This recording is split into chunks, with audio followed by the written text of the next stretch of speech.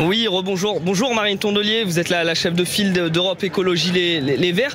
Quel message vous souhaitiez porter aujourd'hui en étant présente à ce rassemblement ?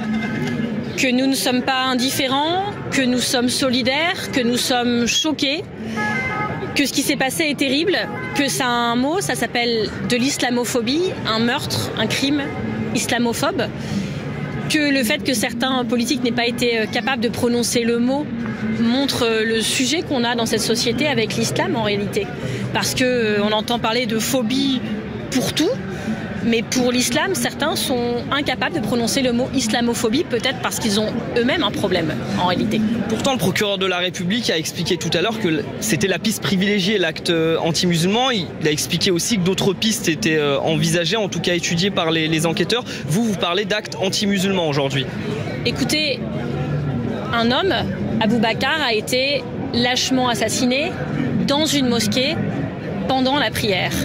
L'enquête, ce sera l'enquête, mais qu'aujourd'hui en France, on soit assassiné dans un lieu de culte au moment où on pratique ce culte, ça doit nous indigner, quelle que soit la religion. Et je pense que certains politiques se seraient indignés si ça avait eu lieu dans une église, ça aurait été mon cas également, mais sont incapables de s'indigner quand ça a lieu dans une mosquée. Je voulais vous lire ces propos du recteur de la Grande Mosquée de Lyon qui dit « Depuis quelques années, on assiste à une profusion de paroles anti-musulmans qui se sont concrétisées hier. » Donc ces propos, c'était hier. La vie des musulmans en France est en danger. Vous êtes d'accord avec ces propos ? Oui, et on sera là pour le dénoncer autant qu'il le faut. Parce que la réalité, c'est qu'on a par exemple quelqu'un au ministre de l'Intérieur qui est pas juste un ministre de l'Intérieur, qui est un agent provocateur. Alors que quand on va lire dans la définition du mot ministre de l'Intérieur dans le dictionnaire, c'est l'agent de cohésion des institutions. C'est ça son travail. Lui, il est ministre des cultes, sauf qu'il s'en prend particulièrement et toujours à un culte. Bruno Retailleau, vous savez, vous lui posez n'importe quelle question, sa réponse c'est soit l'islam, soit l'immigration.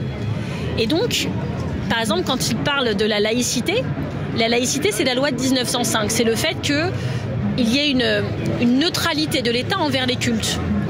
Bruno Retailleau, c'est pas de la laïcité qu'il fait en réalité, c'est du harcèlement envers une seule religion, l'islam, et envers un genre en particulier, les femmes. Puisque si un footballeur va faire un signe de croix en entrant sur un terrain ou en marquant un but, il verra pas de problème. Si une jeune femme pratique du sport avec un voile, là il verra un problème.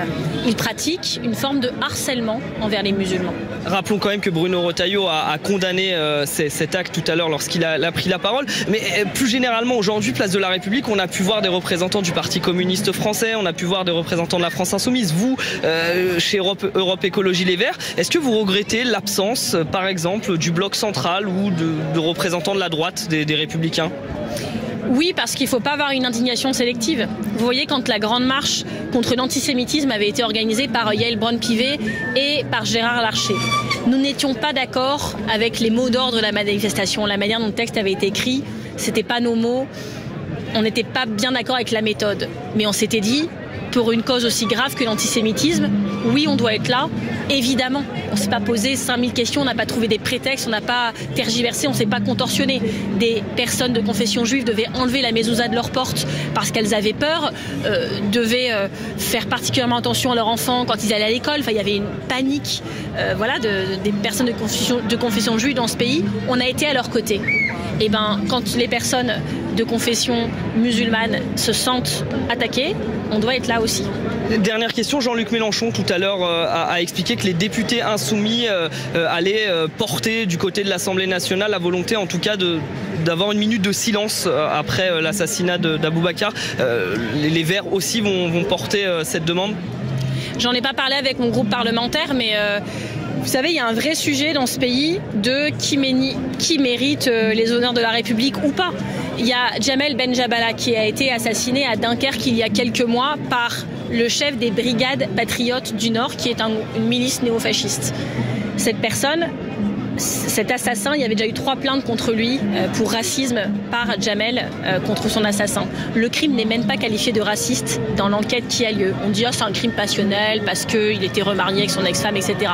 Mais quand je demande à M. Retailleau en débat à la télé, en disant les brigades fascistes du Nord, les brigades patriotes du Nord, est-ce que vous allez les dissoudre ou pas? Il me dit ah mais non, vous savez, c'est pas aussi facile de dissoudre les structures en France, on peut pas le faire comme ça. Je dis ah bon, mais en ce moment vous êtes en train d'essayer de le faire pour des groupes de supporters qui, à ma connaissance, n'ont assassiné personne et ne font pas de crimes racistes. Ils font peut-être des choses que vous aimez pas, mais il y a un deux poids, deux mesures tout le temps. Jamel, il a eu un petit entrefilet dans la Voix du Nord. Il y a eu un article dans Blast, un article dans l'Humanité, c'est tout. Pourquoi aujourd'hui certains assassinats provoquent l'émotion nationale et d'autres pas? Merci Marine Tondelier, chef de file d'Europe Écologie Les Verts.